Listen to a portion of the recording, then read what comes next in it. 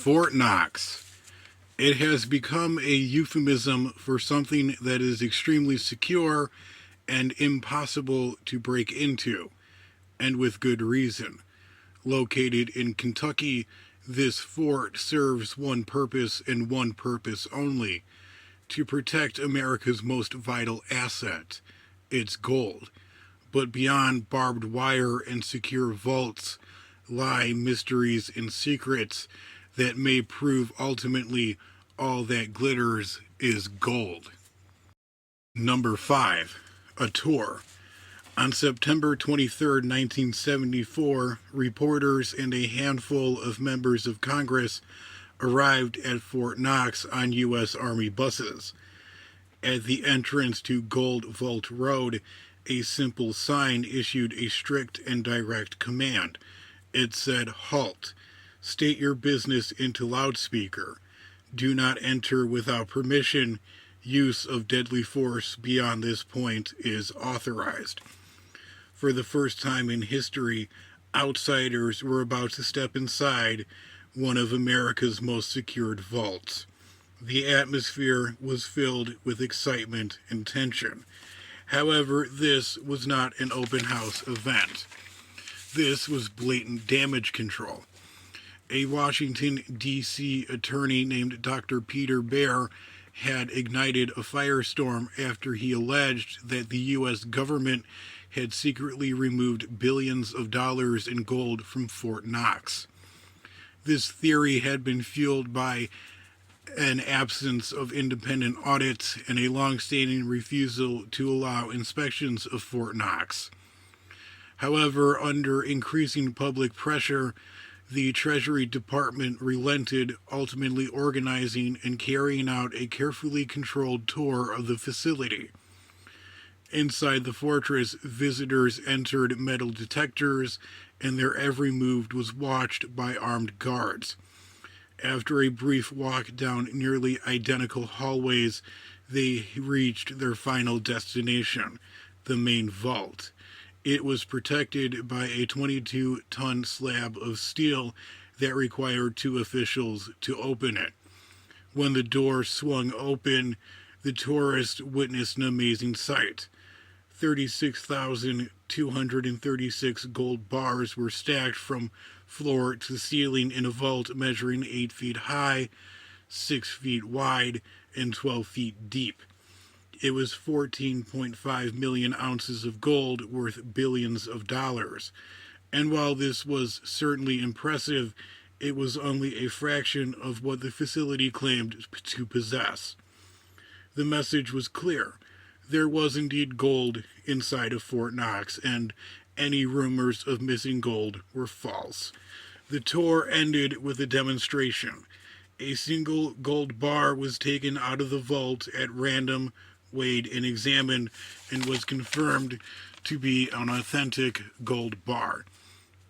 Cameras flashed, and the horde of reporters scribbled down their notes. And while this was all fine and dandy, many questions still lingered unanswered. The tour had been carefully and painstakingly staged by the Treasury Department, only allowing access to half of the facility. And as the massive vault door slammed shut once more, the question of had America really seen all that could be seen of Fort Knox remains up for debate even to this day. Number 4. The Mantell Incident. The air control tower at Godman Field, an Army airport located on the grounds of Fort Knox, were the first to spot it. The massive object hovered above the fort. Eyewitnesses desperately grasped at things to compare it to: an ice cream cone, an unopened parachute, a massive teardrop. The object was round at one end and tapered to a point at the other end. It was January 7th, 1948, and reports about the mysterious object had been coming in for hours across the state of Kentucky. The object was already directly over Fort Knox when Air Force Captain Thomas Mantell was informed of the situation. Mantell, a decorated World War II pilot, was leading a squad of 4 P-51 Mustangs from an air base in Georgia to an air base in Kentucky. At around 2:45 p.m., he and 2 wingmen broke formation and were on their way to confront the unknown object. What happened next is considered by some to be one of America's most infamous UFO incidents. At around 15,000 feet, Mantell made first visual contact. He radioed the control tower at Godman Airfield, quote, "The object is above me and ahead of me." By 22,000 feet, Mantell's wingman headed back to base. They were running out of fuel, but Mantell went on. By 3:15 p.m., he issued a chilling update. He said, quote, "The object appears metallic and massive in size." At 3:30 p.m., he had vanished from radio contact.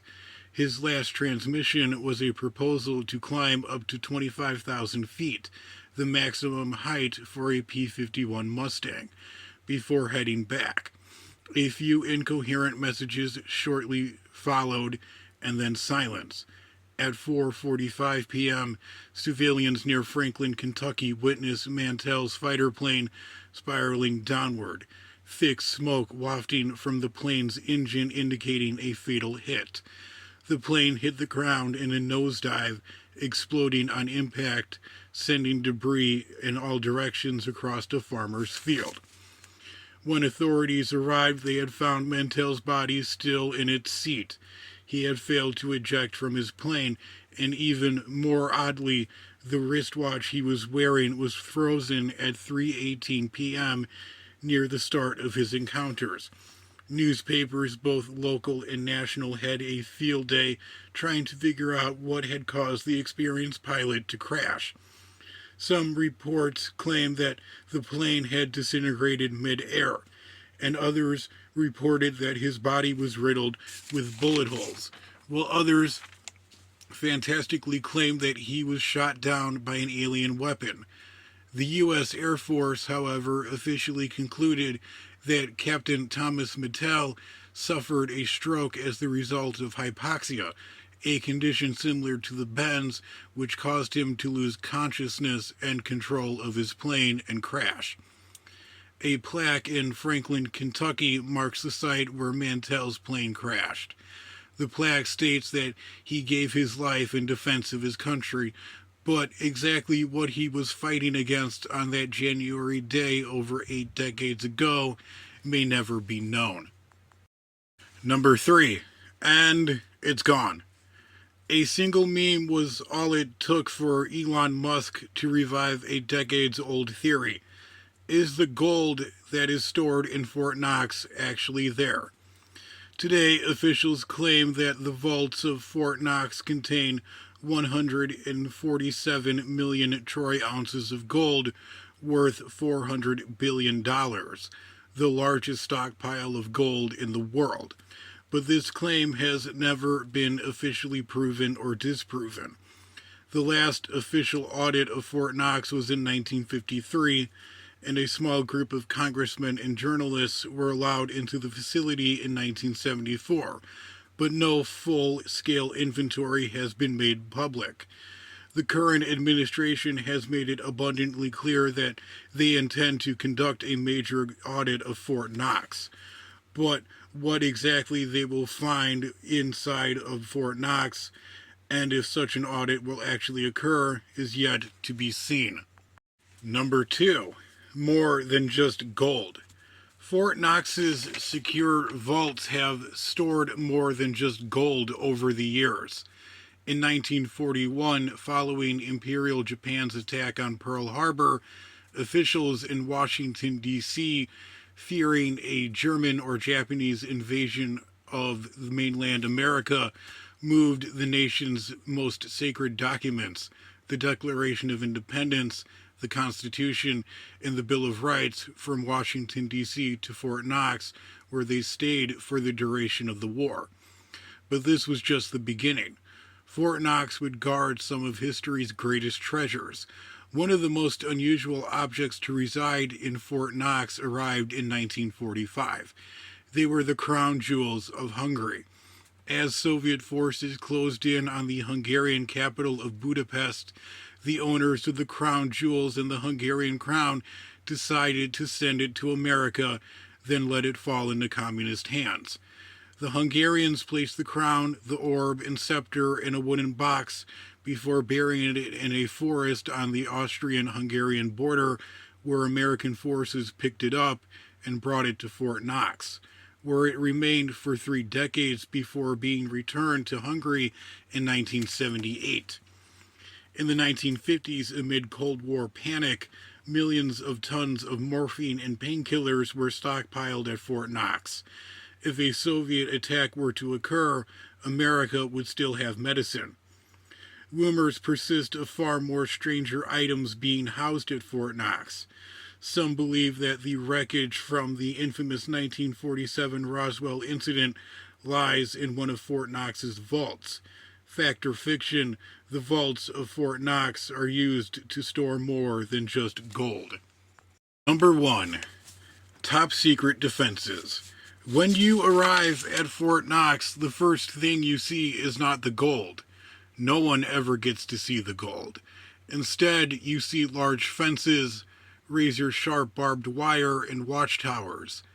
The looming mass of the U.S. Bullion Depository, its granite and concrete facade, omnipresent and enduring, as intimidating as any medieval castle. The main vault is protected by a 22-pound door, its combination only known to a select few. Other than that, the defenses of Fort Knox border on the top secret and even the speculative. When Fort Knox was constructed in 1937, it was built to withstand war, theft, and the ravages of time. Fort Knox is a fort within a fort. The Gold Bullion Depository sits in the middle of a 100,000-acre military base that is home to over 30,000 troops. Even if you were to breach the outer walls, you would now have an entire army to contend with. The vaults themselves are protected by the United States Mint Police, one of the oldest federal law enforcement agencies with jurisdiction rivaling that of the Secret Service. The defenses of Fort Knox borderline on science fiction. Some claim that landmines are scattered under the well-manicured grass. Body movement sensors form an invisible wall of deterrence. Ground-based radar systems sweep the ground and the sky for possible threats, able to tell the difference between wildlife and humans. The security measures inside the vaults are even more elaborate.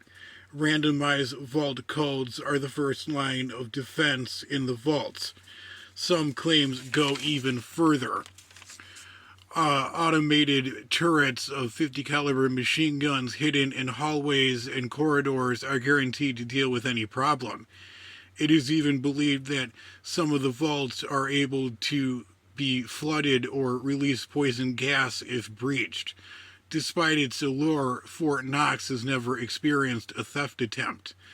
Ultimately, Fort Knox's greatest defense is not landmines or fences or soldiers, but the myth, the legend that it has garnered over the years. After all, who in their right mind would try to break into a fort that is almost impossible to break into?